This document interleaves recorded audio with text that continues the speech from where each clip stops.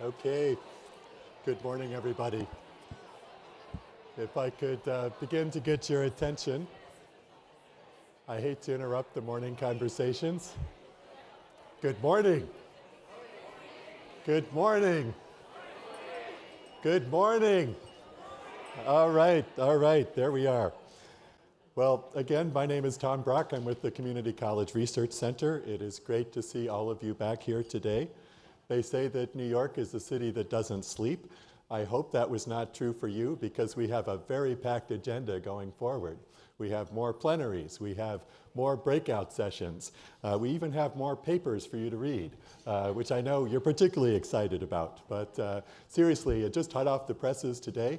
On the CAPR website are two new papers written by our colleague Angela Boatman looking at the Tennessee Emporium experience, both an impact study of that particular intervention in Tennessee, as well as a qualitative study looking at student experiences. So just the perfect reading for your plane rides or train rides back home. I was asked to start us off this morning with a couple of reflections, and I really just want to start off by saying how pleased I am, how rewarding it is to see how far we as a field have come on these issues around developmental education reform. Indeed, the whole area of post-secondary education research, at least rigorous post-secondary education research, is a relatively recent phenomenon. As we heard yesterday morning from James Benson, the Institute of Education Sciences, which is really the primary funder of this kind of work, has only been investing in this field for about 15 or so years, and I would say intensively only in the last 6 or 7 years. Much of that work of IES has been directed specifically toward developmental education. Importantly, of course, there have been some foundations that have also come into this space, beginning with some large investments by the Gates and Lumina Foundations in particular, and more recently by foundations such as Ascendium. But all of that is really beginning to add up to a larger body of evidence of what does and doesn't work as far as supporting students in developmental education to achieve better outcomes. We're learning a lot more about the students themselves, about their needs, about their characteristics, about their trajectories. We're seeing all kinds of creative experimentation going on in the field, new ideas being developed and piloted. And of course, we're seeing some of the rigorous impact studies like you heard about yesterday and that you'll also hear about today. It's I think, just incredibly important to acknowledge that many of the problems that not so long ago seemed intractable now are starting to seem solvable. And that's not to say we don't have much further to go, but I think it's important as we start off the second day of the conference just to see how far it is we have come. A second reflection I want to make is that none of this work, of course, would be possible without the active involvement of states and colleges that are willing to lead this work, to put themselves on the line, to conduct the kinds of studies we've been talking about at the conference. It really is in states and colleges where the most important ideas are emerging, where the important innovations are occurring. This, of course, is where the hard work of implementation takes place. And it really is where the biggest risks are taken, because as an institution, to open up your doors to researchers in particular, to take a hard look at your programs, to really understand how things are or are not working, to know that the results of your particular studies are going to be shared all around the country, indeed even around the world, is really, a considerable risk to take. And I'd like to just take a moment now and ask all of the state and institutional representatives who are part of various CAPR studies or other IES-funded or foundation-funded studies just to stand and be acknowledged for that important risk you have taken.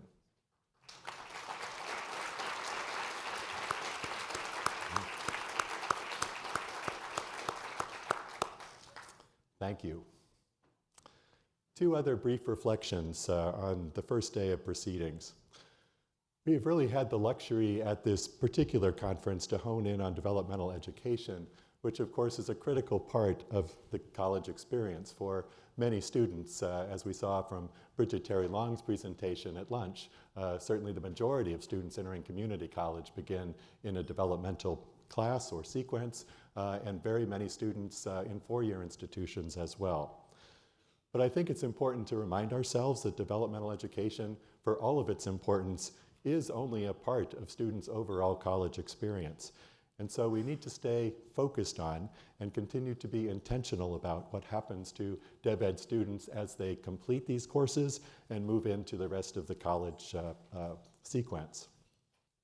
It's extremely important to make sure that what students are learning in their developmental education courses relates to their academic and career goals. It's also critically important to make sure that the more intensive supports that we're starting to see in some of these DevEd reforms continue with students as they move on into the college pipeline. Indeed, many of the students that we heard from yesterday were very persuasive on this point. I was particularly pleased yesterday to see some of the developmental education discussions related to larger institutional reforms or comprehensive reforms, such as the Accelerated Study and Associates programs here at the City University of New York, or the Guided Pathways reforms. If reinventing developmental education is hard, reinventing institutions is even harder, but we need to keep challenging ourselves, both as practitioners and as researchers, to stay on these issues and continue to understand what it takes to achieve those kinds of changes. A second theme that emerged yesterday for me was just the importance of human interactions and human connections for students.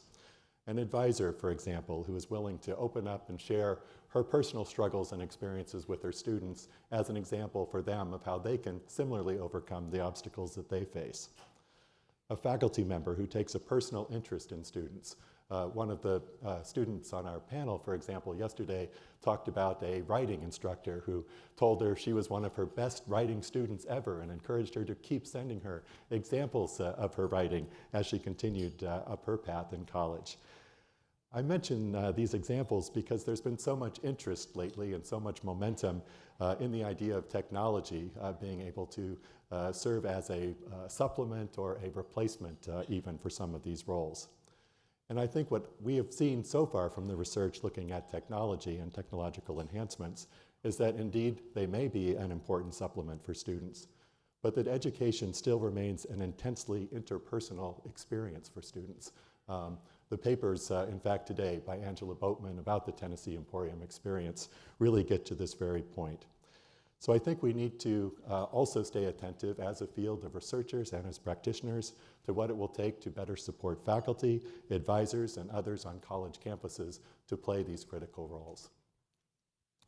So with that, I will stop and invite our first speaker, Elisabeth Barnett from the Community College Research Center, to come up and share with you the results of the third major study that was completed under the CAPR Center, this being on the multiple measures assessment. Elisabeth.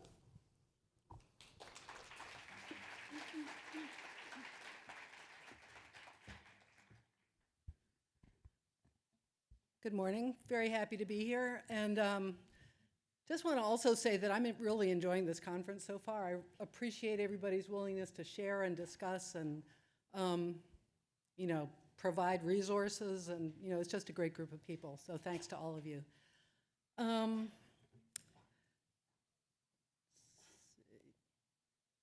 Okay, I'm going to be presenting the results of CAPR's study on multiple measures assessment and placement. This is a study that I led along with Dan Callanan of MDRC, and with help of a great research team, especially I have to mention Peter Bergman, Beth Kopko, Vikash Reddy, who's no longer with us but in the room, I think, and various other people who've participated over time. And I also want to take a moment to thank the participation of the 7 SUNY colleges, as well as the SUNY Central Office, and especially Deb Meckel, who's been just a great partner for us on this research. So I want to speak a little bit about, first of all, why use multiple measures for placement? Secondly, what the options are for colleges that want to go down this path. It's easy to say multiple measures, but what does that actually mean? What do the systems look like? And then I'm going to share the results of our study and a few thoughts about what might be next in the field. So when we talk about multiple measures, we're using a very simple definition. It's a system that combines 2 or more measures to place students into appropriate courses or supports. And I'm just kind of including that, and I'll talk a little bit more about that. I think we all know that many students start in developmental education, not just in community colleges, but also in 4-year colleges. and that if you start in developmental education, you're less likely to progress to a degree, and these data points here are sobering for 8-year completion rates. Obviously, there are many reasons why students are not completing. It has to do with, their early preparation and a range of other factors. But basically, we also have some evidence that if you can start in college-level courses feeling like a full college-level student, that it gives you a good head start. So placement is important, and Judy Scott Clayton's early research helped us to understand what was going on with existing placement systems. Other people have done good work on this as well, but this is drawing on some of her early findings that showed that when you looked at whether students were predicted to do well in a college-level course or predicted to pass and succeed in a college-level course, if you looked at it just using an exam score, you'd get one set of results. If you looked at it using a rich set of possible predictors, you'd get a more nuanced result and presumably a more accurate result. And what we see is that there are some students who would be placed accurately using either system, using the single placement test or using this rich set of predictors. But there are some students who would not be appropriately placed. And what we see in this chart is that there's a substantial number of students who would be underplaced, meaning they're in developmental education but could have succeeded in college. And she used a B or better criteria for looking at that. So these are students who are severely underplaced. If you included students who could have earned a C, you would have a larger number of students that are in that category. And you also have some overplacement, but that hasn't been as much of an issue. And across other studies that have happened since then, we see that that's also pretty much the way things play out. So she also did some research that was the basis for some of the work that we did with the SUNY colleges, looking at what measures would do a better job of predicting. This is showing just kind of, the main thing I want you to see here is this profile that we see across pretty much all the colleges that we worked in, and that is showing up in other situations as well. And basically what we see is both in math and in English, the first set of bars, which I'm not sure how well you can see it, but the first bars are the GPA alone and the proportion of variation that they predict, variation in results in the first college level course. The second bar is the test score. So you can see, it's just not, in most cases, doing a particularly good job of predicting. If you put the third bar is GPA and test together, so that does a better job. And when you add other measures, such as the ones that we had available in some of the colleges we worked with SUNY, you get better results. So, we're seeing that more information is going to enrich your prediction. So conclusions so far, we don't want to put students into developmental education if they can be successful in college level courses. We need better assessment systems. And, across a range of sources of evidence, the high school GPA is the best predictor that we have available. Okay, so multiple measures. More information is going to improve most predictions, and the other thing to take into account is that it could be that different measures would have better results with different student populations and more accurately predict their success in college. So that's among the things that we've been interested in looking at as we do this work. When it comes to the options available, when you put together a multiple measures system, you're really thinking about three things. One is the actual measures you use. The second is the way you're going to combine them. As soon as you have more than one measure, you have to figure out what to do with them. And the third is what you're going to use the information for. So just going across, when you think about measures, there are ones that the college can obtain internally, and then there are the ones that come from outside the college. And that sets up a whole different level of complexity when you have to use measures from outside the college. But the ones inside, for the most part, what we're seeing colleges are using are the traditional placement tests or alternatives, and you do have some that are developed by colleges or states, and you have some that are developed by vendors. And then a few are using non-cognitive assessments. And Dan and I are also working on a study in Minnesota and Wisconsin where the non-cognitive measures are a part of the mix. And so we're we're learning more about that, but it's still kind of early in that process. There are some other measures that we've seen used in some institutions where we visited as we've tried to learn what was going on. And those include computer skills inventories, career inventories, or even just collecting information on students' intended major, writing assessments, questionnaire items that go into either college applications or into the testing, say the Accuplacer platform that might have to do with students' self-perception on their ability in math, for example. And then you have the items that come from outside. So that's mostly going back to the high school transcript kinds of items. The high school GPA, and in quite a number of places, they're also looking at course sequences, and especially students' experiences in math. There's also many, many places that are using SAT, ACT scores, AP scores, other measures that may indicate students' readiness for college. So when it comes to combining them, we see 4 major systems, at least that's how I've classified them. There's a waiver system where, for example, the state of Ohio, if you meet a certain score on any number of different measures, you're automatically into college level.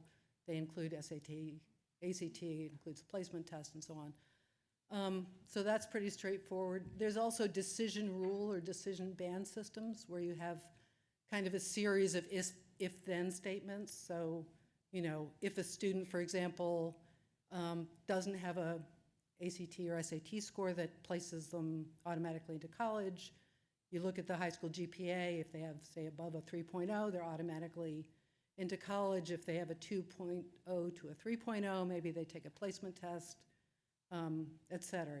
So that you can have different ways of putting those kinds of things together.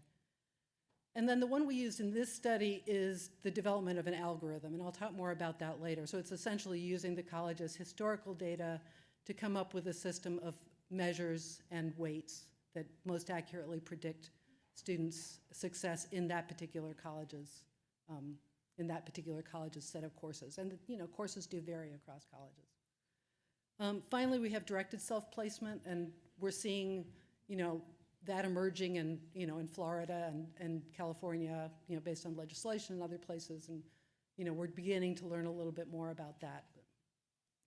So then, as far as what you do with this information, there's the regular placement into college level or not college level, but more and more we're seeing other kinds of options too, like the co-recs, the math pathways, and so on. So people are thinking about how to use it to put students into the best courses in those areas, sometimes in other fields as well. And then finally, this area of support. So are there students that you can identify from the beginning as perhaps needing more intensive help of one kind or another? Okay, so high school GPA, this is not something that just kind of goes down easily in a lot of places. And so John Hetz, who's I think still with us, did a lot of work with colleges talking about some of people's concerns. And as we've talked with different colleges, we've been drawing on that information and some of what we've gathered as well. So here are 4 kind of concerns that come up about the high school GPA. How are we going to get it? Isn't our test actually better? Is it predictive for students who've been out of school for a while? And what about the different high schools? We all know that there are some differences in the high schools that are in each region. So this is going to be kind of a quick look at these topics, and more information is available. But basically, high school transcript data can be very easy to collect for those colleges that have traditionally asked for students to provide it at the time of application. If it isn't provided before testing, it becomes very difficult to use in a placement system. And if it's not entered into the college data system, it becomes difficult to use. So, different solutions have been worked out, working more intensively with students, working with local high schools to send batches of data for students that intend to matriculate, state systems. North Carolina, colleges can get it directly out of the state system, and then self-report. So self-report is increasingly emerging as a solution. And there is some research, I just kind of put it on the other side, that indicates that students generally are truthful. You know, how truthful, you know, we can wonder whether that's, you know, might change under higher stakes conditions and so on. I don't think most of these were, but, you know, it is increasingly being used and it seems to be an option. 11th grade GPA is also being used in a number of places, especially when students don't yet have a 12th grade year completed. So, none of the tests are really doing that good a job in placement, although we have new research out of Florida that's showing that perhaps their state test is doing a good job. With this slide, the one thing I want you to see is the final bar on each side under math and English, which is the high school GPA, and it's being compared to all the tests that were being used, I think, around 2012 in North Carolina, and basically the high school GPA was doing a better job of predicting than any of the other tests that were being used in any of the colleges at that moment. And thanks to Brad Bostian for sharing that slide. This is data that, again, comes from John out of California. The x-axis shows semesters out of high school. So we've got 1 through 20 or 0 through 20. There, the gray line that you see is the AccuPlacer's ability to predict, or the AccuPlacer comparison. And what you see is, and the red and blue lines are the 11th and 12th grade GPAs. And what you essentially see is that in English, for 20 semesters out, it's still doing a better job than the AccuPlacer. In math, by about 16 semesters. And a number of colleges are making decisions to only consider the high school GPA, you know, up to a certain point, maybe, you know, 3 years or whatever. This is also an analysis out of North Carolina, and it was basically looking at high school GPAs in relation to college GPAs. And what they found was that it was pretty consistent, you know, in terms of the high school GPAs tracking the college GPAs.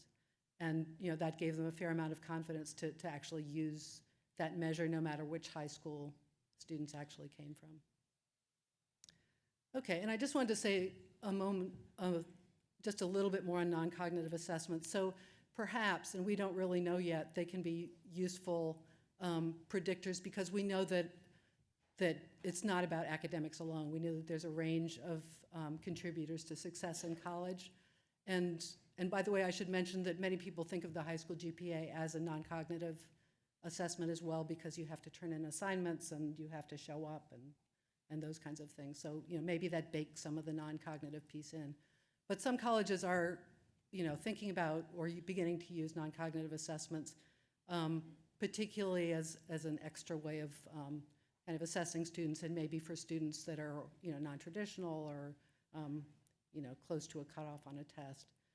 And, you know, in this research I referenced in the Midwest, you know, we gathered some information on some of the non-cognitive assessments that are out there.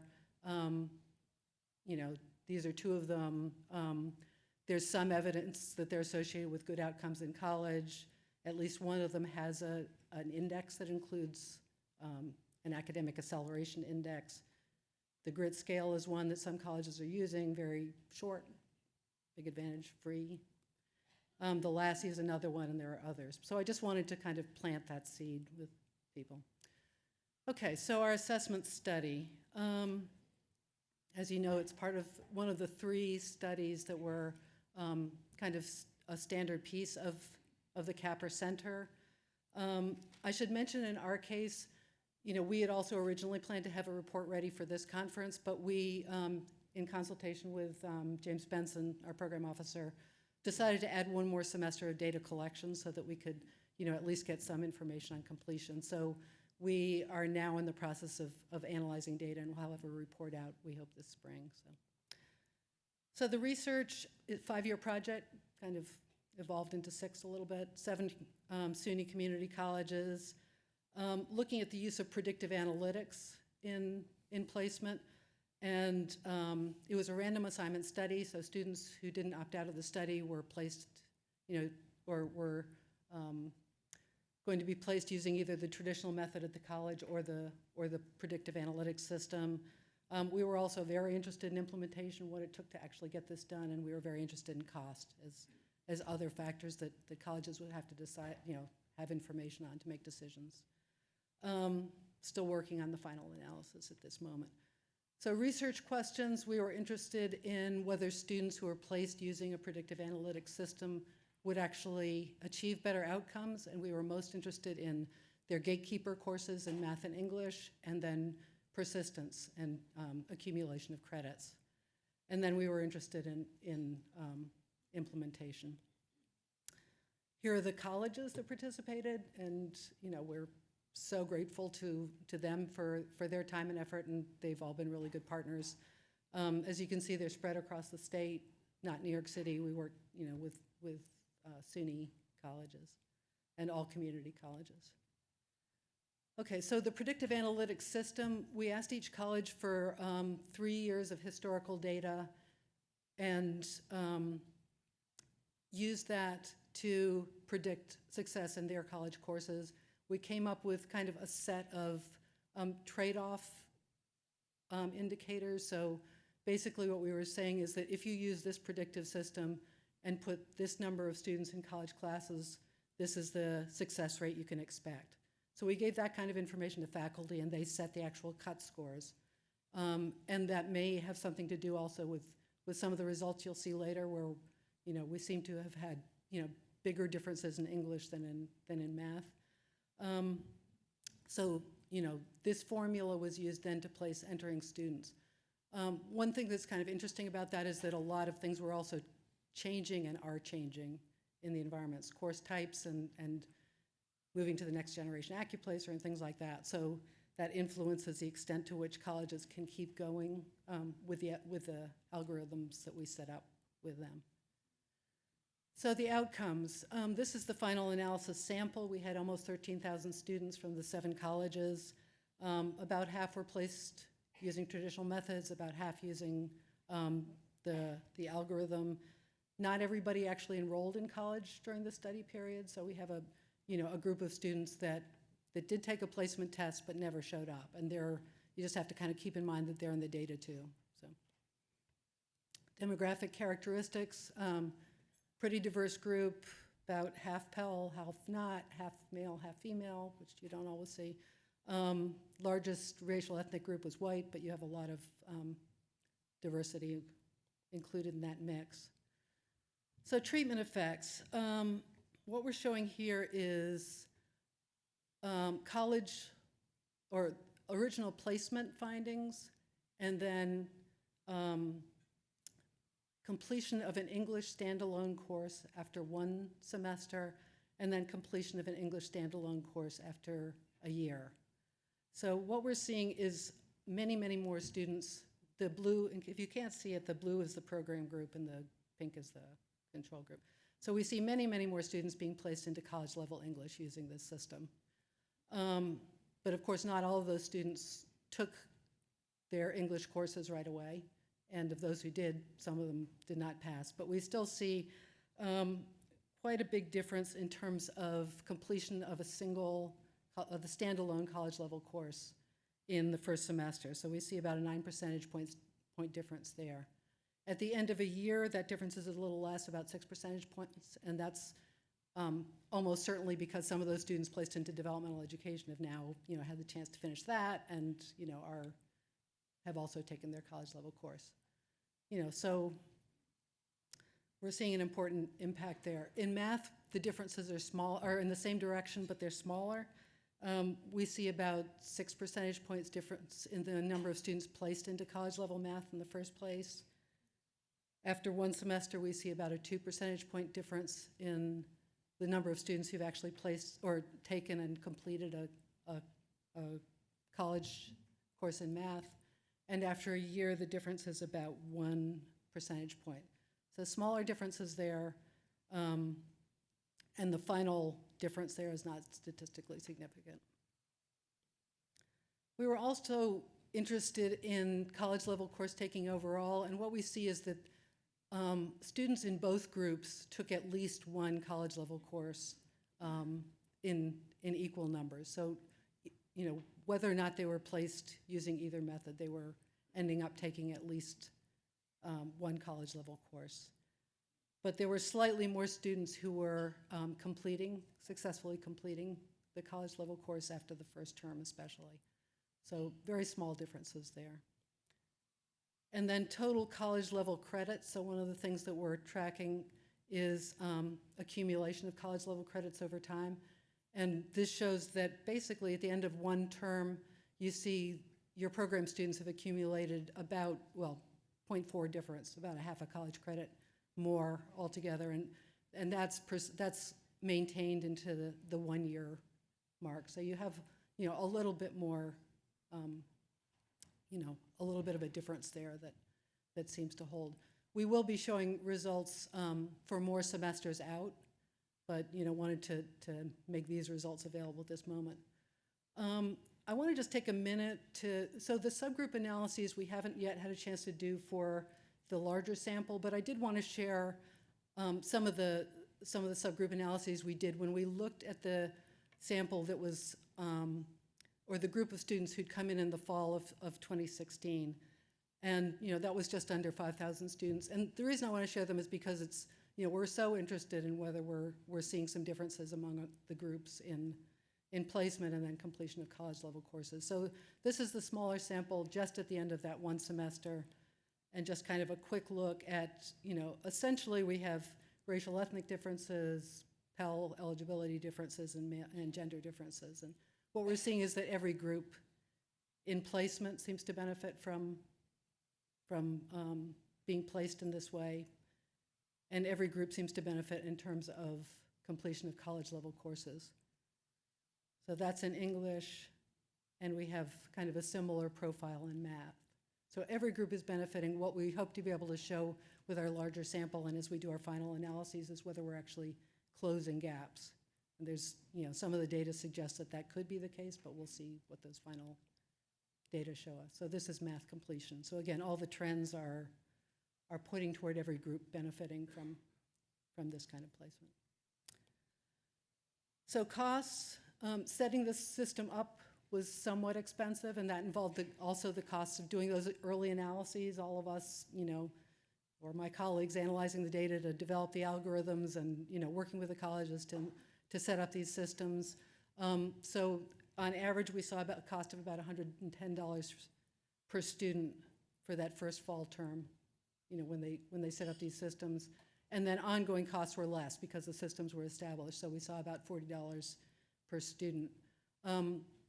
I'm hearing anecdotally that less test taking is perhaps influencing costs in a positive direction, but that's not built into this yet. So.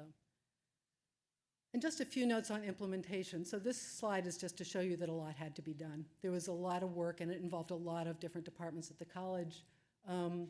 It was people involved in recruitment, admissions, advising, testing, registration of students, setting up prereq systems, IT, faculty, administrators orchestrating all of it. So there was a whole lot that had to go into this. If you want to know more, you can read our report. A few challenges. First of all, data. If you're using historical data, it assumes that you're going to have kind of a consistent set of things happening over time. That's becoming less and less the case with more reform and with more changes in testing systems and so on. So that's one challenge to using the predictive analytics approach. Confidence in the high school data, that continues to be an issue. It was, throughout our research, and we had a lot of discussions around that. Communications, because there are so many people involved, it's hard to make sure that everybody knows and is in the loop and part of the discussion, all the time. So just kind of highlighting that. And I think we see that across all sorts of initiatives that's a big deal. And then impact on course offerings. We know that at least in some places, department chairs in particular were having to think about the number of extra sections, especially in college level English, that were needing to be offered, and what kind of impact that had on sometimes use of facilities and sometimes which faculty were available to teach what section. So those are some of the kind of high-level findings in terms of implementation challenges. So just a few final thoughts. So we know that the field is changing very fast. We know that in some places it's being driven because of legislative action. Obviously, that's got pluses and minuses, but we also know that because of developmental education reforms, that there are just a lot of moving parts here. And, especially when we get into thinking about how all this fits with math pathways, how this fits with guided pathways, with the different kinds of redesigns going on, there's kind of a lot to think about as we work with these systems. It also, I think we're seeing a trend to less of a binary placement system. So it's not just about college level versus not college level. It's who can benefit from what courses and services. Another piece is that we're seeing these systems go into and affect dual enrollment quite a lot. So, when a college changes its placement system, many times that's moving down to the high school. And, that's also changing the signals to high schools about, what's important and what it means to be college ready. And then finally, state data systems, to the extent that those are improving and becoming longitudinal and more accessible, that can enable, better use of these kinds of systems. So just finally, some areas for research. Directed self-placement, I think there are some studies out there on that, but it seems really important to know more about what students do when they have the opportunity to place themselves. Is it the confident ones that place themselves higher versus the more capable ones? We don't know. This question about placement into a range of courses and supports, are there optimal systems there that we can develop or look at? And then last one is one that Bridget brought up earlier and something we're interested in, the whole question of what messages students are getting as they come in and get placed, and are there ways to handle that better and make sure that we're not sending these early messages that you don't belong in college. So thank you. Any questions or? Yeah? Okay. No. Oh, let me pass it over to, you want to? Yeah. Yeah? Okay.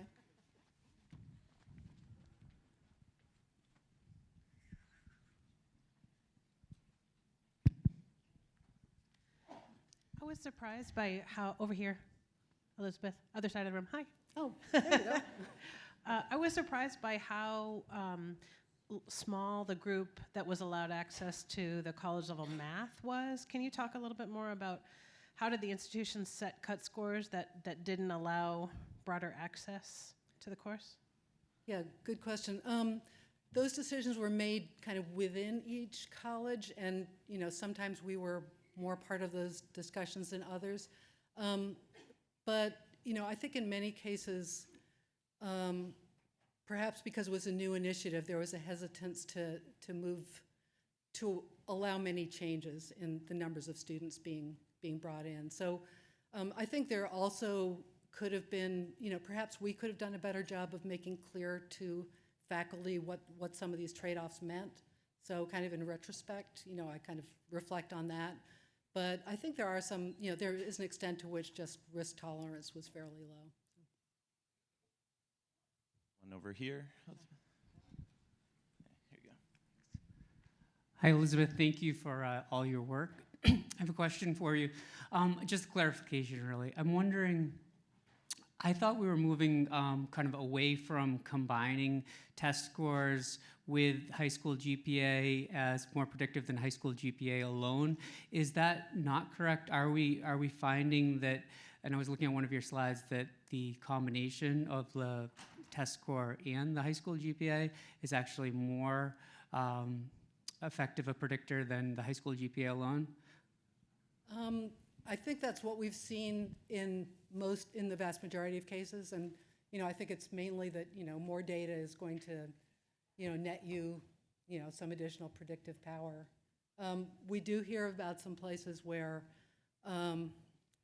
perhaps the GPA is used alone. We're hearing some of that, and there are some places where it's the first screen and maybe a very small number of students are tested where there's kind of less certainty.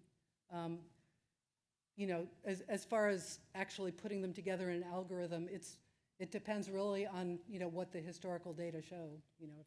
So you can look at each college and what the extent to which each of those variables contributes to your model in terms of being a good predictor. So So I think we had, oh, okay. I was wondering about students who have high school equivalency exams or do their high school studies outside of the United States. At CUNY, there's a huge number of those students. I'm just wondering how they would fit into this algorithm. Yeah, so there was, I mean, I didn't talk about all the kind of complexity. So there were many students with different kinds of situations like that. You know, international students, students who'd taken different pathways, students who, you know, homeschooled students. There were a lot of cases where there was missing data too. So, you know, basically what colleges were doing was, well, first of all, missing data was built into the algorithm, so it was one of the predictors. But also colleges were just trying to work through each of these scenarios and make sure they had a clear plan for what to do in each case. Because it's not neat and simple, you know, as life isn't. So. Do you have another question? So I think I should turn it over to, am I right? It's up to you. There's another question. Oh. How are we on time, Nikki? One more? Okay. Okay. Hi, thank you. Studies that I'm familiar with look at the level of coursework in college and English and calculate GPAs based on that course level. But in many of these discussions, there isn't much mention of that. So I'm wondering, did that factor into your GPA? And actually, I have another part to that is, do you find that there's a threshold? So students above a 3.0 GPA, you know, that threshold makes sense, but below that doesn't. So I'm just wondering about that. So GPA, so we're talking about high school GPA here, and you know, it encompasses a lot of stuff. And you know, what some of the analyses in North Carolina showed was that if you had the overall GPA and looked, you know, included also information on specific courses, it didn't add that much to the predictive power. It could vary, you know, in different institutions and so on. And a number of places they've made decisions to at least look at math, you know, as a separate topic. And the other one was, what was the other? Oh, yeah, I mean, that we get asked a lot whether there's kind of some, you know, universal cutoff, and that's, you know, we can't really say that. You know, it's basically one of these things where, you know, the higher you go, the more students will pass. And so, you know, there are some, you know, techniques you can look at to try to find kind of the best model, but I don't think it's that exact a science. And, yeah. All right, well, thank you very much.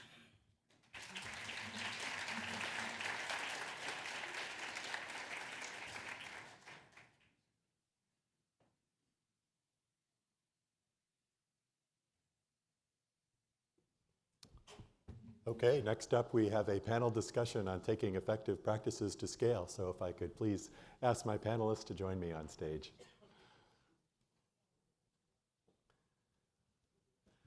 We have with us a very distinguished group here today to talk about this issue.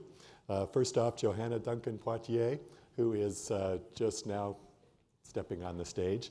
Johanna is Senior Vice Chancellor, Office of Community Colleges and the Education Pipeline for the State University of New York.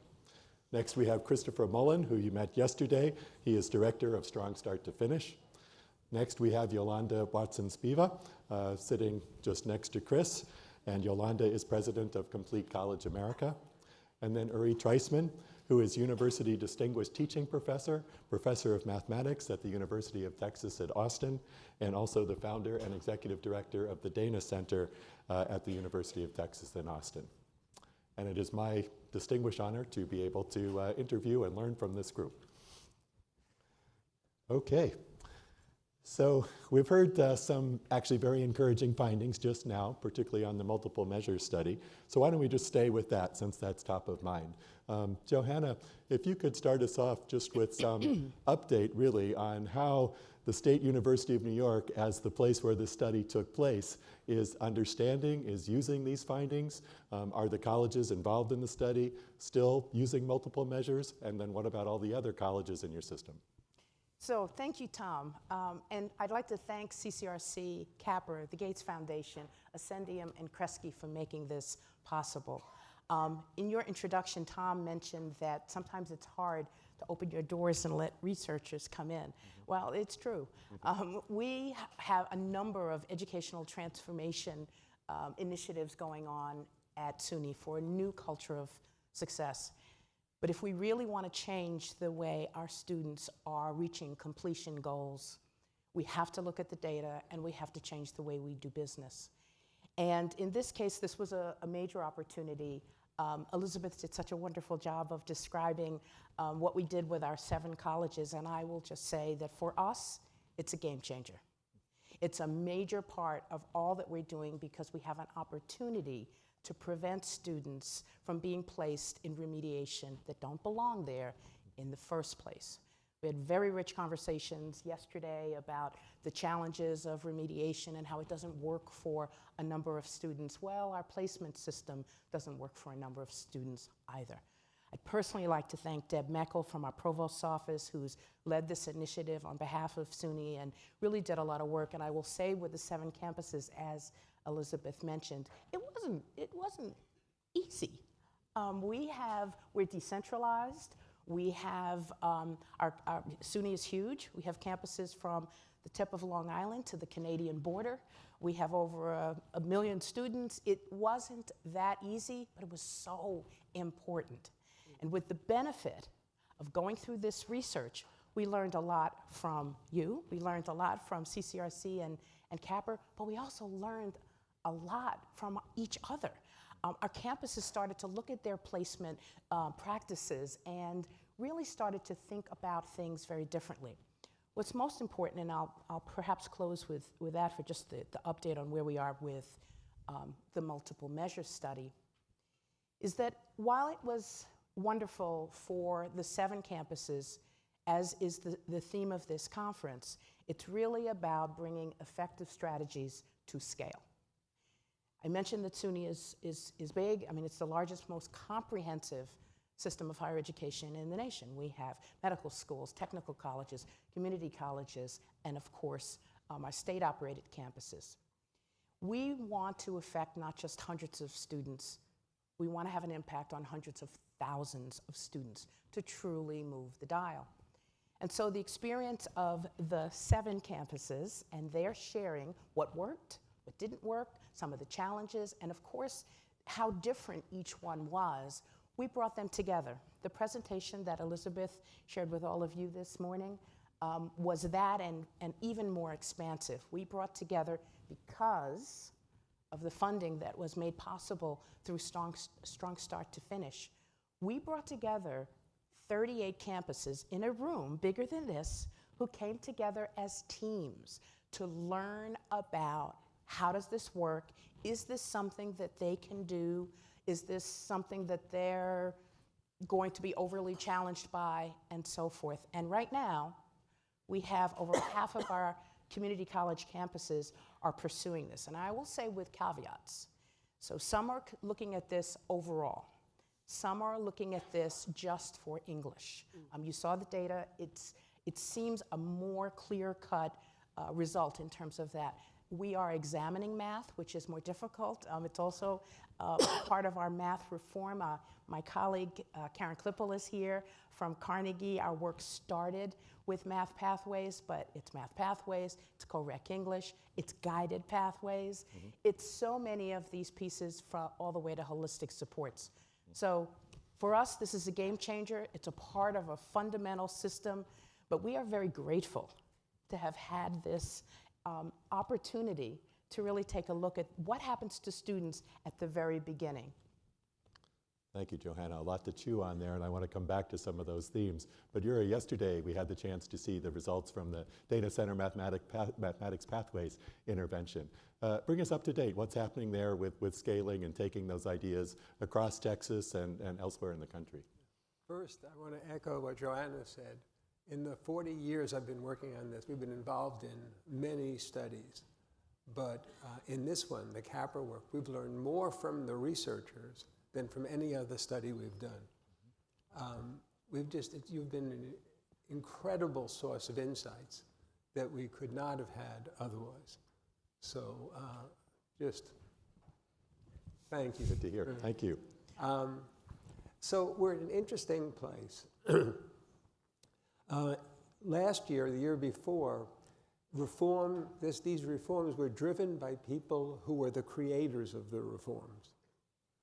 What shifted is that this has caught on, and that most of the reforms now, most of the implementations are driven by policy, executive orders, system mandates. And that means we're in the Lipsky world of policy implementation, the street level bureaucrats determining what this means. So what do I see when I'm out in the field now? Where you have CAP and Carnegie and Dana and ALP, you see more complicated implementations. You see the people doing the implementations with a clearer vision of what this is. When I go out to the places that we want to work with next, we see on the ground a lot of supplemental instruction, a lot of repackaging of existing courses with new names. Rhetoric scales faster than real practice. One of the core theorems of this work.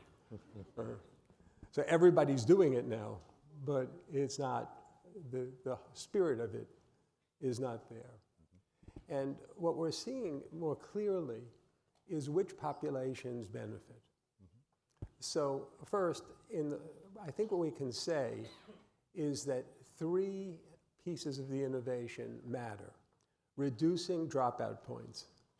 That clearly matters to course completion. Moving students into courses that students can pass, statistics and quantitative reasoning, rather than college algebra, if they don't need the algebra for their major. Clearly, dramatic effect on course pass rates. And where transfer articulation agreements have actually been implemented, students do not pay the transfer inefficiency tax. Right? Those are the big effects of this movement in the large. Now, to get to the next stage, what we're seeing good effects on course completion, but very limited effects on program completion, except in guided pathways campuses where they're really doing it. And what are the problems? Lots of part-time faculty and part-time students. We're not serving part-time students particularly well. And when you go into good implementations and speak to faculty at ASAP, for example, you ask them why it works. The students are there every day. If the students are there every day, programs like this can have a big effect. If they're not, then they're doing much harder to give them a coherent program of study. But equally, part-time faculty, because when these work, faculty and advisors speak with each other. For that kind of communication to happen, people have to be vested in the institution. They have to be there. As we increase the number of part-time faculty in institutions, they're not paid to participate in institutional improvement. They're paid by the course, and you don't see any of the benefits. And I just want to say that for the last year, I have been away from the field doing co-requisites myself.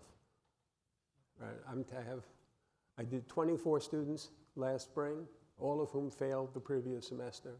I have 17 students, co-requisite students now, and 133 students who were predicted to fail at UT.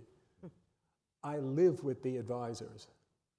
To get those students through, I feel like I am family with financial aid, food insufficiency, student health services. That's right.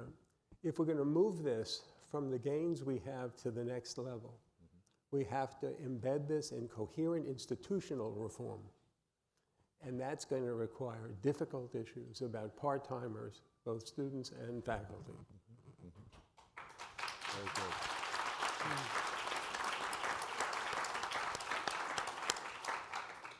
So we've heard some encouraging news, I think, from both Johanna and Uri. Yolanda and then Chris, you both have more of a national perspective on developmental education reform and scaling efforts that are taking place. I'd love to hear more of your perspectives on what is different this time. Why do some of these ideas seem to be taking hold and taking root? Because so often we're used to the proverbial study just sitting on a shelf, perhaps having limited impact. It seems like we are at a different moment in time. I'd love to get your reactions to that.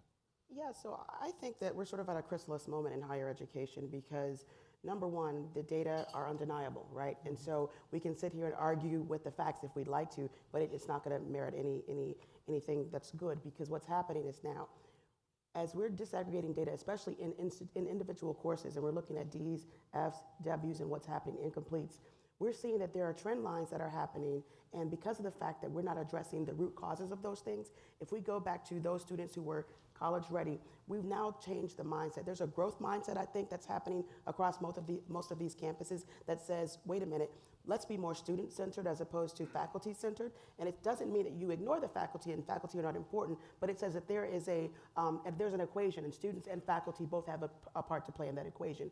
So I would say that being open to the fact that co-requisite education can work, co-requisite supports can work, as opposed to saying it won't work here is the first step, because typically we believe that there is a one-size-fits-all, because one-size-fits-all is efficient, right? If you do a canned, off-the-shelf sort of package that's very efficient and cost-efficient, human resources efficient, but if you think about it in a different way in terms of a tailored institutional sort of reform effort, that takes time, it takes resources. So when you talked about all the grant resources that have poured into this conference, but also into the endeavors that we've done across the country, scale is important. And I would say from Complete College America's perspective, we are not the ones who are innovating. We are the ones who are scaling what works. We go out and find out what's working, and we say, let's try to get more people doing this. And I think more people are saying yes because the numbers don't lie in terms of completion. The numbers are not lying in terms of the leave points. And they're beginning to realize that we cannot get to the completion agenda that we have for ourselves if we don't lean into this. So I just think the mindset is different, definitely. Yeah, I would agree. You know, the reason I transitioned in a state leadership role in Florida into this job is the idea behind Strong Start to Finish is you diagnose and ask a system what do they want to do. And then how do we play a supportive role to help you move the system work forward? So it's a fundamental shift. I'm not out selling saying, SUNY, go do A, B, C, and D. I'm saying, SUNY and other systems, what is it that you want to try to accomplish? And then how can we align resources and technical assistance providers to best achieve that goal, right? It's a paradigm shift a little bit in the way that the system was structured and set up. And what it does is it allows them to own the change. And so what we see across the 6 scaling sites we're working with, they're all doing something a little bit different in a different way for what matters for their system. Our job is to make sure that they have the supports and resources they need. They can reach out to ATD, they can reach out to CCA, they can reach out to all the partners, the data center, and get the support they need to be successful. So being positioned at the Education Commission of the States, you know, we are a membership organization. Our chair is the governor of Pennsylvania. I mean, they become aware of this work because we're part of that project. And so the question that I get sometimes is, I really want to do this, and to your point, Uri, is like, I know this is working really well in California and Florida. They read the reports, they go to the National Governors Association, they see all the big news because the people who have enacted change are proud of it, right? CSU's doing great things. I want to do that too. So we're getting phone calls from systems saying, I want to do a part of what somebody else is doing because I'm reading about it or somebody else is telling me about it. So that's where the policy part is coming in. We're doing such a good job of doing the work that everybody wants to be a part. Now the hard part is how do we support them to move forward, because there are systems that don't have not traditionally had access to additional resources. And that's why we're really pleased, and I talked a little bit about it yesterday, we've been granted additional resources to try and help some additional systems come on board and get started just in very targeted. It's integrated, it's more than us, but then how do we as an initiative work with, Real College and the work Sarah's doing, or Martha, and so it's got to take an environment, an ecosystem where initiatives work together to support each other to make sure that the systems and institutions in those systems can make the change that needed to happen for what's best for their students.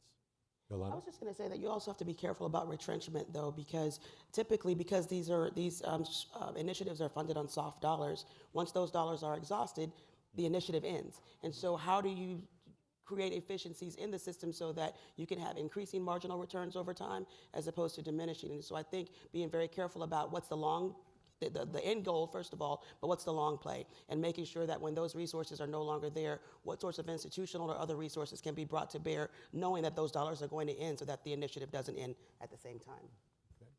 That's actually a good point to pick up on because all of you in different ways have been involved in various kinds of technical assistance efforts to help colleges and states in some cases understand what these reforms are, what the fundamental elements are, what you have to do, as well as perhaps what you should not do.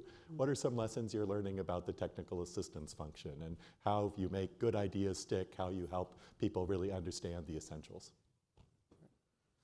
Johanna, do you want to start? So I'll just say this, to Yolanda's point about the long play and really building a sustainable system over time doesn't happen overnight. But there's some basics that we believe have to be put in place.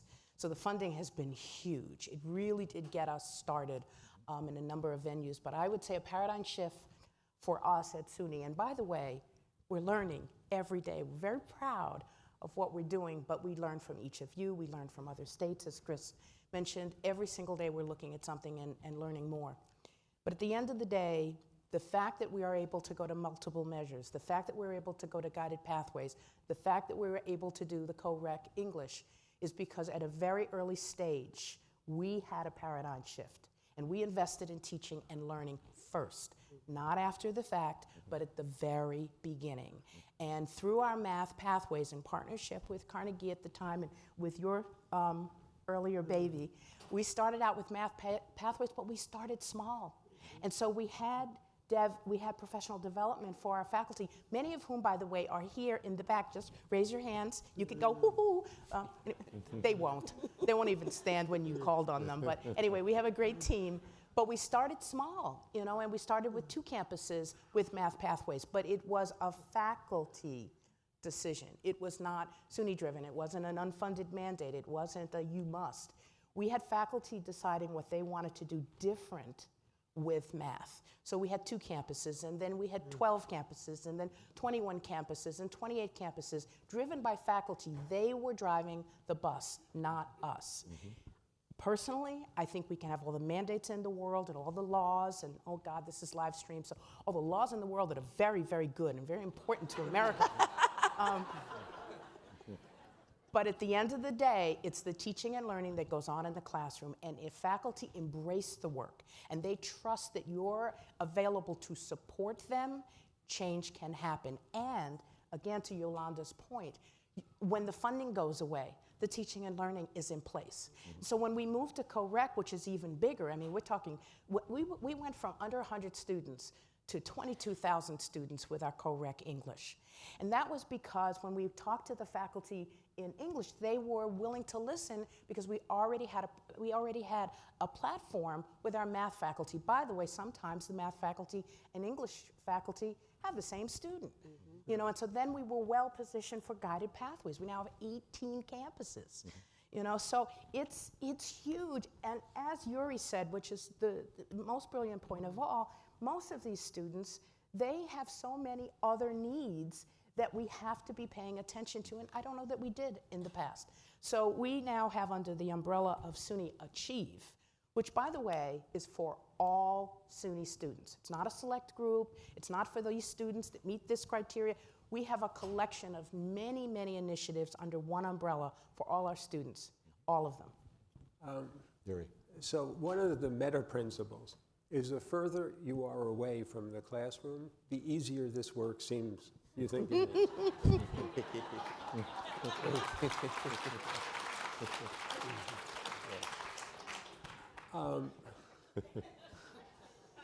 When you're, doing this from the other side, so like just an example. So one of the things that's clearly working is 8-week classes for part-time students.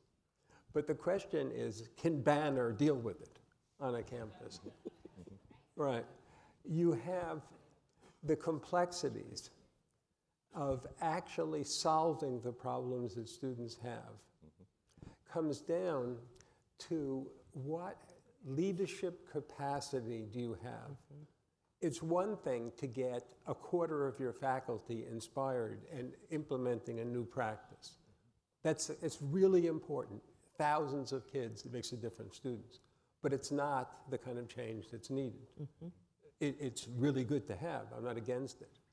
But restructuring the work so that advisors, financial aid, student health services, and faculty are organized around student lives. That's what it's going to take. And that depends on the structure of leadership, the relational trust. When I look at places where students are succeeding, who wouldn't in other places, you see high levels of relational trust among the dean, provost, faculty, advisors, and so on. You see actual data being used. It's much rarer than people think, right? And you see processes that have worked. You see this example of data. Faculty want data, but you can't give faculty data because they'll blab it all over the place. They don't know about FERPA. Right. So then the faculty get the data. And it turns out that institutional research collected data for compliance reasons and doesn't actually have data that's useful for improvement. So the processes of coordinating the cycles of interaction that you need to actually put in place so that you can trust the faculty with data, the faculty can trust the data they're getting, right? And you start collecting information that's useful for improvement, is very difficult. And we need to work on those structural problems. Now, what's driving this? First of all, what's nice, what used to be nice is now necessary. Where I'm seeing these changes are mostly in places which have no choice. The two things that really are driving it are enrollment crises. They have to solve this problem, and financial exigencies. It's the combination of those two things, I think, which have allowed these practices to scale. And then there are a handful of cases of amazing leaders. But I think this moment this is a unique moment to bring about structural change because a growing number of institutions will have no choice. They will not survive unless they do this. So it's time to triple down on this work. A lot of important lessons embedded in what each of you just said around starting small and then perhaps scaling from there, the importance of data, the importance of leadership, the conversational, interactional piece of this, really engaging and involving faculty and everyone at the front lines whose jobs are directly affected by these changes. Chris and Yolanda, do you have anything to add to that list or particular lessons perhaps you've learned, hard-won lessons from the work you each are leading? I mean, I think a lot of it is we're transitioning. It's not whether we should do the work, it's how do we do the work. And that's a fundamental mindset shift for us who provide support to systems and institutions. There's going to be the need to convince them, but the presentation of this was great. It was like, here's the different things people are considering to do in their multiple measures model, which ones are best for that system in that context and that place and time. Having a policy or something in place is necessary, but the implementation of it is always unique. I've been fortunate in my life. I've written and helped shape federal laws and state laws and things, and we always, I've sat down with the president once. This was great when I used to work in Florida, and I said, well, why don't you do X? He goes, well, I'm not allowed to. I said, well, why aren't you allowed to do that? He said, the state told me I can't. And I said, I am the state. You can do it. So there's like this messaging thing that people don't think they can do something. It's like a very Louis XIV kind of. It was unbelievable to me. I'm like,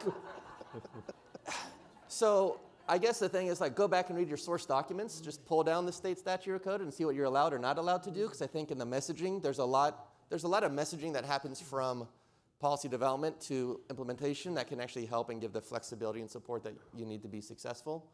I'd also say on the cost thing, so we have, we developed a series called Steps to Success papers with Maxine and an audience who helped develop it as part of Strong Start, where we're asking systems and the new systems we'll bring on board, like how did you bring about change and what the change process, but also how did you pay for it? And what we found in some of the papers we had written earlier in Maryland and one from California and different places is they're using Title IIIA funds, they're using Title V funds, they're doing part accreditation.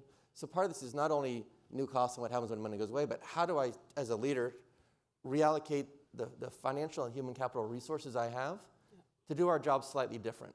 It's not about, in higher ed, we're so good about adding. Like, oh, the answer is we'll add. We'll just add something. but we're never going to take anything away, which is how we get to that institution with 27 developmental education English courses, right? At what point do we look in the mirror and say, we need to refine, right? We need to just make this cleaner and smoother and less variability and less confusion for students, for faculty, for staff, and for people to go to work every day, so we can just focus on being really good at what we do, not being really good at 4,000 different things. Yolanda, anything you want to add? I would just add a couple of things. One is that I sort of alluded to this earlier. Once we realized that CCA was known for really, we call ourselves impatient reformers. So we were known for going into whichever state, telling them what they needed to do. We had the medicine, they had the problem, we had the medicine, right? And we had the antidote. And so essentially, that didn't work. I mean, yes, we got some legislative traction, but it doesn't work in the long haul, especially because, as you mentioned, Uri, what happens on campus is individualized. It is unique to their space, to their situation. And one, you want it to be driven, as you said, Johanna, by the faculty, not by some outsider flying in and telling them what to do. And so CCA has completely flipped the way that we approach this work in terms of really being partners, thought partners, being listeners, providing support where needed, providing data where we think it's important, but then helping them to own the data. And I think that's important if you are a third party that's working with faculty and with institutions, is to not try to own the process, to let that institution own the process, and you lean into it in a way that you can provide the most support. The second thing I would say as a lesson learned is that, thank you. The second thing I would say as a lesson learned is that we really have to try to create cross-sector learning.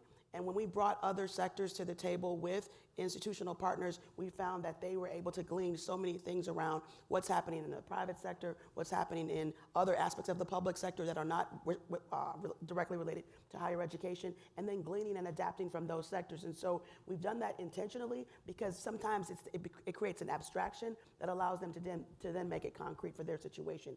And otherwise, sometimes it's really hard to look at your own data and be able to be reflexive about what you see there. But when you have a case study from somebody else that you're looking at and then extrapolating that to your situation, you can then make some connections that will really drive change. So we found that to be very effective as well. So there's a lot of focus on institutional change. The problem is that in the current environment, transfer is so massive. So in Texas, for example, 40% of the community colleges have a quarter of their enrollment high school students. We have, I think, 4 community colleges, half of whose enrollment is now high school students. So what you see is campus-based innovation. This is not a redesign problem at the campus level, because this is a system redesign problem, because we share students. And one of the structural problems is that the K-12 side and the higher ed have separate governance structures, but are increasingly sharing the same students. We don't have efficient mechanisms for coordinating innovation across campuses. And we have to work on that problem, because campus-based innovation will not solve the problem. Second, the coordination of high-quality action. When you're in the classroom, so now it's Uri Treisman teacher. So we did morbidity and mortality studies. We adopted this practice. We took 24 students who failed our introductory math course, and 22 of whom got A's the next semester. Co-requisite. What were the problems we found? We found completely different problems than our administration found. And our administration has been working really hard on this. Yeah. We found, the faculty looked at it, we found the single biggest source of failure were students coming in with AA degrees from community colleges. In other words, the best students coming in from community colleges with AA degrees, who are high school, early college, high school programs, because we discovered that that program does not let students take math in the senior year of high school in order to complete the AA degree while they're still in high school. The university didn't catch this. We found 41, it's the single largest cohort of failures in our introductory math course. We found placement problems quite different than the ones the university found. And then we also found that one faculty member was responsible for 30% of the failures.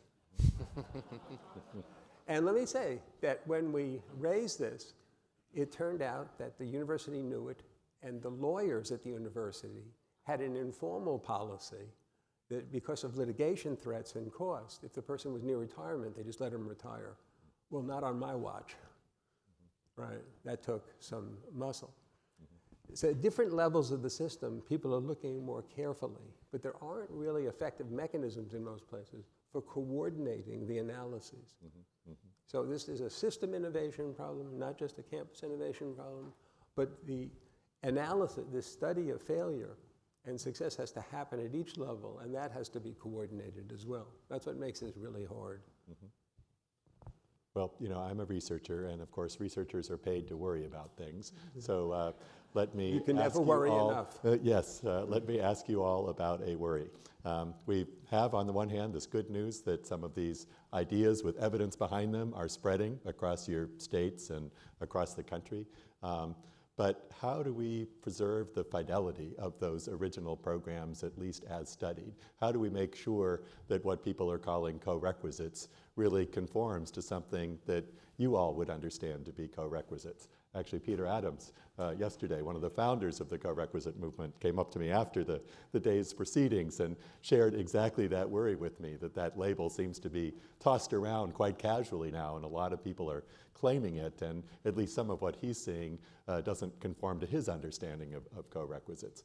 Interested in your perspectives on this question of fidelity. Johanna, do you want to start off with any thoughts there? Well, you know, it's interesting you're saying the things that worry you or challenge or I worry every night. I wake up at 2, 3 o'clock in the morning and think of something that we should have done differently or that isn't working. But honestly, I'm more excited than I've ever been in my entire career about the possibilities for the future. And I honestly think it's because we did things, again, it was a paradigm shift. Usually when we get funding, and again, throughout my career, so working with K-12, working with workforce development, the entire education pipeline that is so critical, but it's always been how many students can you serve? We give you X number of dollars and how many students can you serve? We have invested in faculty, professional development for our faculty, and that's not cheap. I mean, it's release time, it's convenings, it's bringing in experts, it's looking at the data, it's having other supports. I'm looking at Karen Stout from ATD. I mean, we have so many other things that are in place. What I worry about is, can we keep the momentum up? Because right now, folks are very excited. And as Yuri was mentioning, we're all worried about enrollment. Everyone is. But I have to argue that the absolute best way to increase your enrollment is to keep the students you have. That's important to them. That's important to our economy. It's important to us all. And we are, for the first time, we're very excited about this. I was sharing this with Chris and with Raheem from Gates yesterday. Since we've put these reforms in place, we're now seeing a trajectory. We have a 5.5 percentage point increase in our graduation rate, for a 3-year graduation rate for community colleges. And for each the 4-year as well as the 2 years, gone up 5 percentage points. It was steady for years. So what do I worry about? I worry that we can embrace this momentum, that we can continue to invest in the work that we've been doing, and that folks don't say, okay, so now we're done.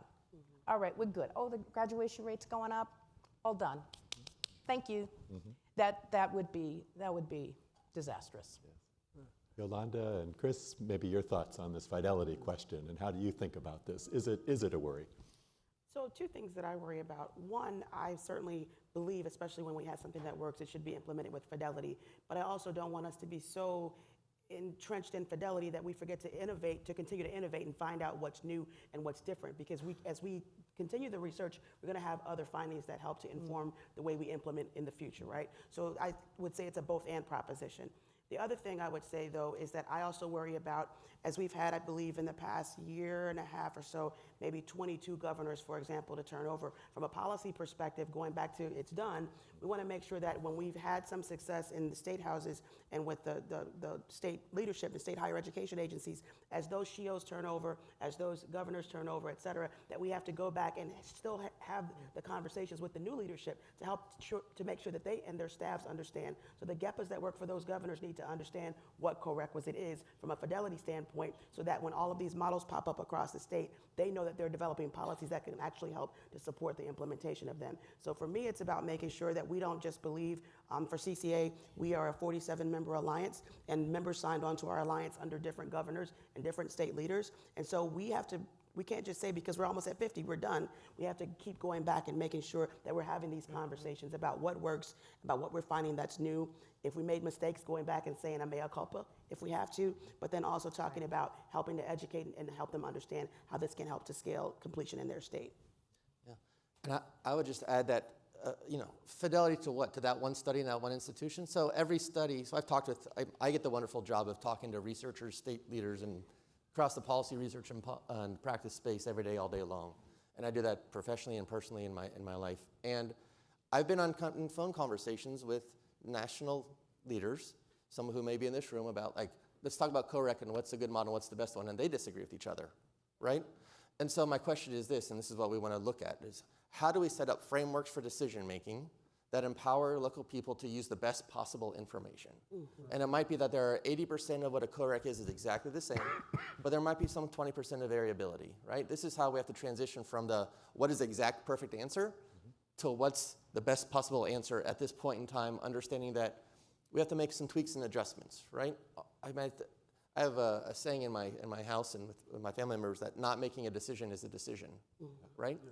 So people sit and say, I don't know, is that the best one? I'm gonna wait a little bit more. I'll wait one more semester, let more students fail out, and eventually I'll get to it. Once the model comes to me, that is perfect, that can be implemented. And we know that's not the case. Elisabeth did a great job with multiple measures. These are different ways people are doing it. I want to take that slide, turn it into a paper, and give it to the 4,000 institutions in this country and let them help make the case. Do the research, find out what students are being served well, which ones aren't being served well, refine the process, and implement it again, and just to get to that cycle of continuous improvement. Because if we sit here and try and say, implement exactly as it is, we get a success for all approach, which is a K-12 approach, right? Which I had a classmate when I was at Teachers College getting my master's, and she said, so the people came today from Success for All. I put all the posters up, I did the Success for All thing, and they left. I took it all down, and I went back to the way I teach, right? If you try and get into one model that is the one thing that works, that's what I think Uri expressed before we're concerned about. We can't have happen. We can't provide frameworks in ways about what are the key components that are critical around this and empower people to help learn about those opportunities through development and become engaged in the work. Yeah. You have a brand to protect, so tell us your thoughts about that. You can't, if you want faculty to implement something with fidelity, you're going to fail. If you want to work with faculty, implementing with integrity, right, could work. And what's happening now is much of the data center work, in addition to the transfer level, is working with the professional societies to change norms of responsible practice. Now, so CSU is a good example of strategy. Initially, working with the Chancellor's office, the idea was that we would do workshops or train the faculty. But we pointed out that that's not going to lead anywhere. So instead, I've been mentoring the 23 chairs, and the system is sending them to the joint math meetings, right?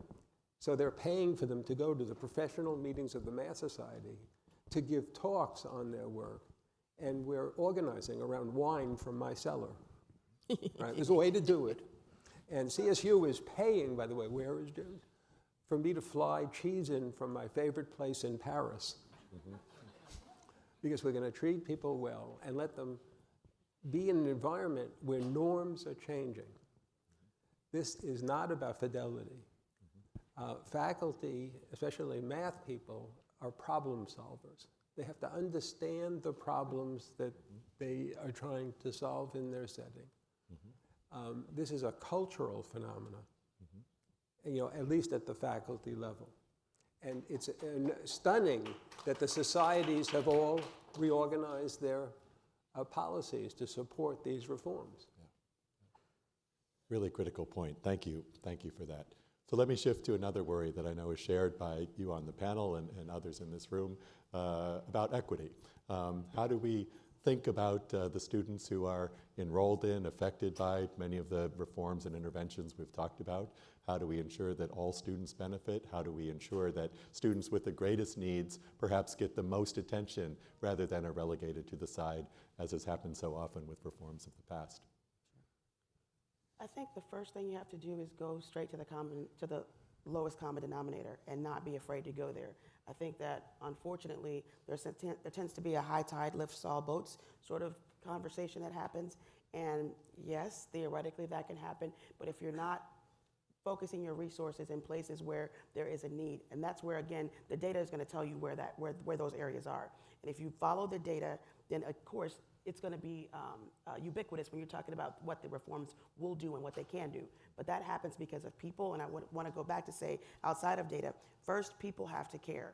You have to care about what happens to students. You have to see these students as an extension of you. If you don't care about what happens to them in their lives, so we're talking about holistic supports or anything else, the reason why how equity gets into the conversation is because you have to have a base internal belief about equitable outcomes for students and the equitable implementation of reforms with students in order to get the completion goals that you want. So I think it really, first, you have to deal with your own individual belief system and then utilize the resources at your disposal in order to operate in an equitable way to make sure that the students who need it most get the resources. Yuri? One of the things you should all do is look at who actually gets the degrees and licenses that have the most economic value. So success, with equity, you don't solve the equity problem. You move to a higher class of equity problem. Where we've solved the course barrier, we now have the impacted major barrier. So in community colleges, the 3 highest valued degrees are nursing, business, accounting, and IT. Melissa Taylor's dissertation showed that in urban community colleges in Texas, 62% of the students who get the nursing degree started community college with a BA degree. You have to check in your institutions whether this is the case. These are students who got degrees from Texas State, UT Austin. They wanted to be pre-meds, they didn't make it. They worked as a barista for 2 years. Then they went to the community college, and the community college students couldn't compete with them. We're seeing in Georgia, we're seeing in Tennessee, we're seeing in Texas, institutions that dramatically increase the number of students eligible for engineering programs. And the engineering programs are demanding that the math departments create harder courses. So we have to stay ahead. We don't solve equity problems. We move to the next class of equity problems.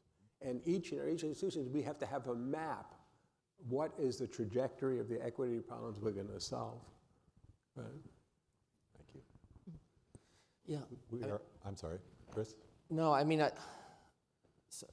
my brain is running as everybody's sitting up here talking, so it's like we can talk about this like 3 hours, and I want to talk about it for 3 hours with you because I don't want to like stop this question. I we need another conference just on like the equity focus of all this work.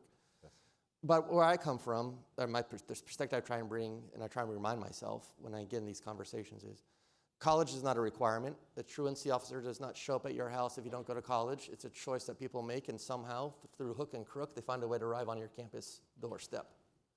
They've gotten over a lot of some of the barriers that we talk about that still impact their thinking and their ability to be present in a classroom. You know, they still say classroom's hungry. It's not to say that.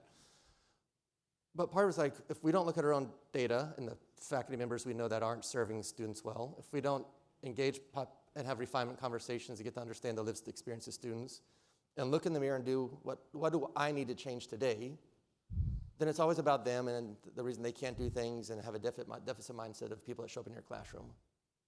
I mean, I applaud anybody who wakes up in the morning and says, I'm going to go to college rather than play Xbox. Like, I love to play Xbox all day long, and I haven't played an Xbox in 20 years, right? But people make the decision to come to college. People make the decision to be at our doors. They get themselves to the doors. So they've done a lot of this stuff. They've worked really hard to get some of the barriers out of the way. What are we doing to do that? Are we having clear math pathways? Do we have our majors lined up to make sure more students are getting things? The stuff, the 9 things we talked about yesterday, do we integrate our math courses with the programs of study? Have we done all these things, right? Because we know, as was presented yesterday and other times, the vast majority of students who wind up in developmental education courses are the populations we care most about: low-income students, students of color, and returning adults.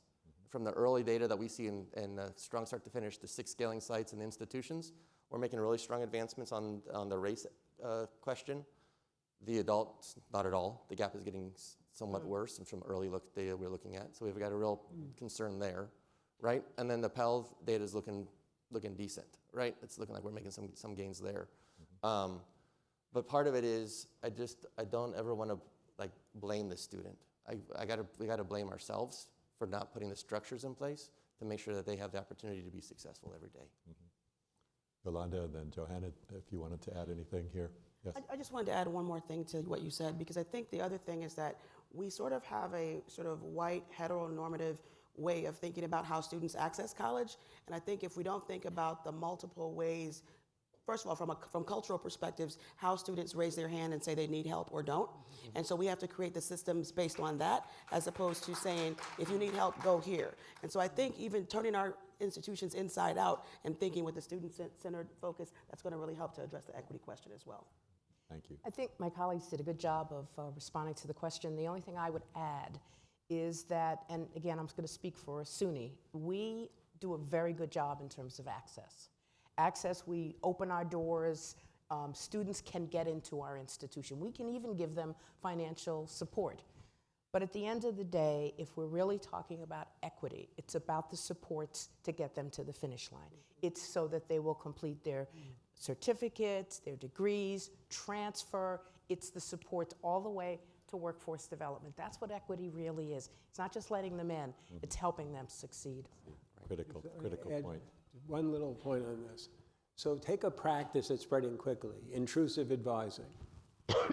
So many more students now in their first semester in orientation are picking a field of study. And this is a problem I know that Karen Stout talked about early on. We're seeing students make choices that are just reinforcing existing social stratification. Students with less knowledge of the workplace are making bad choices. And now we've created automated systems that are reinforcing essentially anti-equity. Yeah. So that's a good place to start. You know, look at those processes, and we need to check, are they actually producing equity? And then we need to audit each of these things that are becoming automated, because equity is really difficult to achieve. Yes.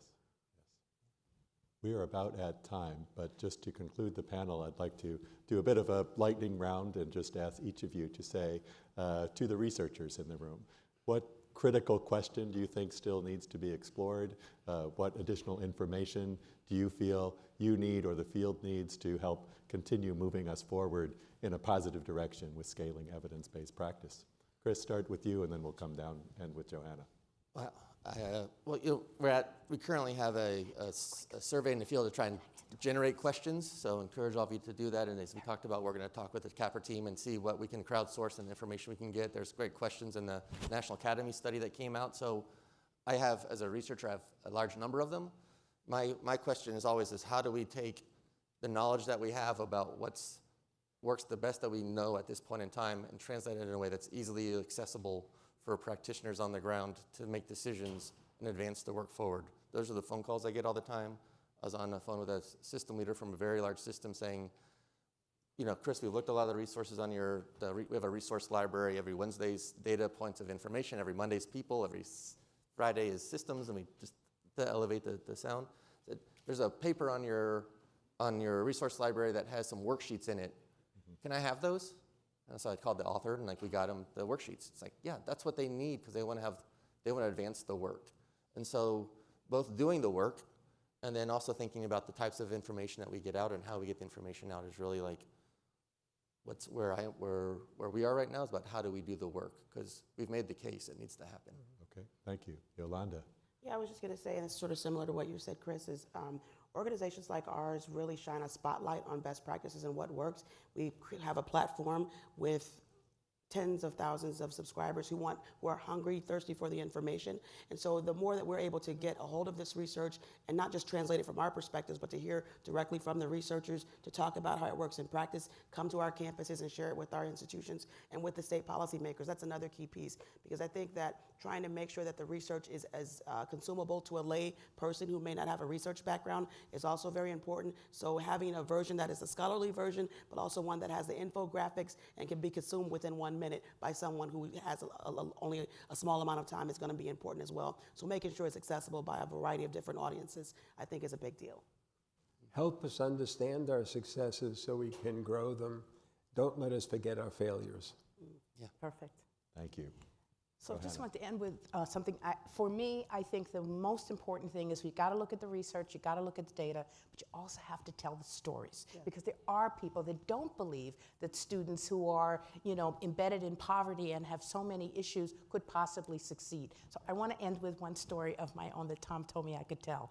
We had a student who was part of one of the campuses that was involved with the CAPR study, a math pathways student at one of our campuses, visiting recently. She was 57 years old, and she just got her associate's degree, and she said her whole world has opened up. She has job opportunities that she could pick from. She said never before, she raised 2 kids as a single parent, and she was in a position where she said the best job she could ever get was a manager at Kmart, Walmart, Burger King, McDonald's. She said, now I can do anything. She said, I always had the ruby slippers. I just didn't know how to click them. Great That's note what to you end do. on. Please join me in thanking our panel.